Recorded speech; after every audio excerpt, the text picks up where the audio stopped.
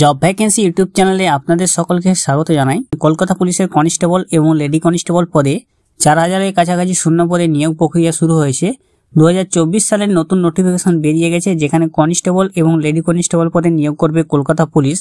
এবং এই constable lady constable পদে আবেদনের জন্য কিভাবে আপনি অনলাইনে আবেদন করবেন, যোগ্যতা কি, বয়স কত চাইছে, সমস্ত ডিটেলস আজকের ভিডিওতে জানিয়ে দেব। জব ভ্যাকেন্সি ইউটিউব চ্যানেলটাকে এখনো যারা সাবস্ক্রাইব করেনি তাদের কাছে অনুরোধ করব, সমস্ত চাকরির নোটিফিকেশন পেতে আমাদের চ্যানেলটাকে আগে সাবস্ক্রাইব করে রাখুন। ফেসবুক পেজ থেকে দেখলে পেজটিকে অবশ্যই ফলো দিয়ে রাখবেন। তো আমার সামনে যে নোটিফিকেশনটা দেখতে পাচ্ছেন সেটা কলকাতা পুলিশের পক্ষ থেকে কনস্টেবল এবং লেডি কনস্টেবল পদের জন্য যে নিয়োগ প্রক্রিয়া বেরিয়েছে, post of constables and lady constable in Kolkata police 2024। তো এখানে যে ভ্যাকেন্সি গুলো আছে সেখানে কোন ভ্যাকেন্সিতে রিজার্ভেশন কিভাবে আছে সমস্তটা আমি দেখিয়ে দিচ্ছি। এখানে যে ভ্যাকেন্সি আছে তার জন্য জেনারেলদের জন্য 519টি ভ্যাকেন্সি, কনস্টেবলে লেডি কনস্টেবলে 35টি ভ্যাকেন্সি আছে। জেনারেল ইসি, জেনারেল এইচজি এবং যারা জেনারেল আছেন সিভিক ভলান্টিয়ার তারা 278টি শূন্য পদে আবেদন করতে পারবেন কনস্টেবল পদের জন্য। লেডি কনস্টেবলের জন্য 21টি শূন্য পদ। ইকোনমিক্যালি উইকার সেকশন বা ইডব্লিউএস এর জন্য 242টি শূন্য পদ, কনস্টেবলে মহিলাদের জন্য 20টি শূন্য পদ। শিডিউল কাস্টের জন্য 311টি শূন্য পদ কনস্টেবলে, 26টি লেডি কনস্টেবলে। শিডিউল কাস্ট সিভিক ভলান্টিয়ারের জন্য 104টি শূন্য পদ কনস্টেবলে, 8টি লেডি কনস্টেবলে। শিডিউল ট্রাইবের জন্য 69টি কনস্টেবলে, 5টি লেডি কনস্টেবলের শূন্য পদ।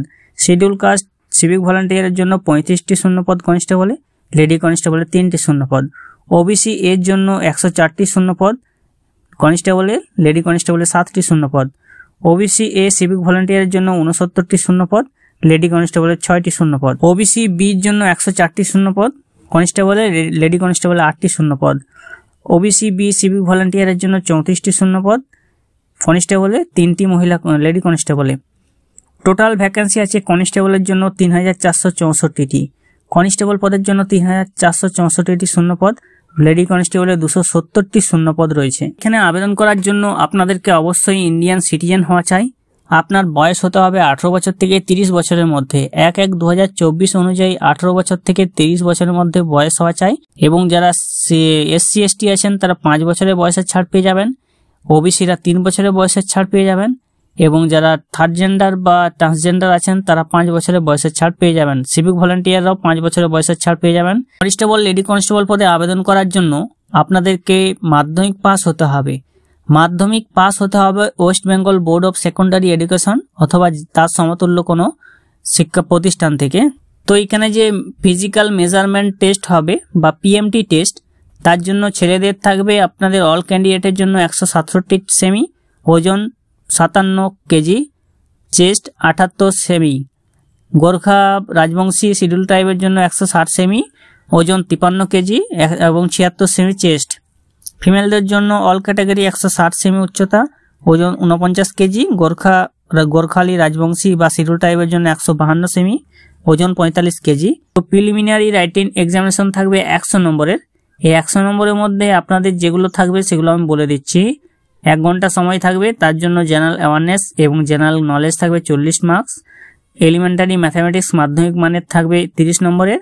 রিজনিং থাকবে 30 নম্বরের। এখানে যে ফিজিক্যাল এফিসিয়েন্সি টেস্ট বা পিইটি থাকবে, তার জন্য মেলদের থাকবে ছেলেদের 1600 মিটার দৌড় 6 মিনিট 30 সেকেন্ডে, মহিলাদের 800 মিটার দৌড় 4 মিনিটে এবং থার্ড জেন্ডারের 800 মিটার দৌড় 3 মিনিট 30 সেকেন্ডে।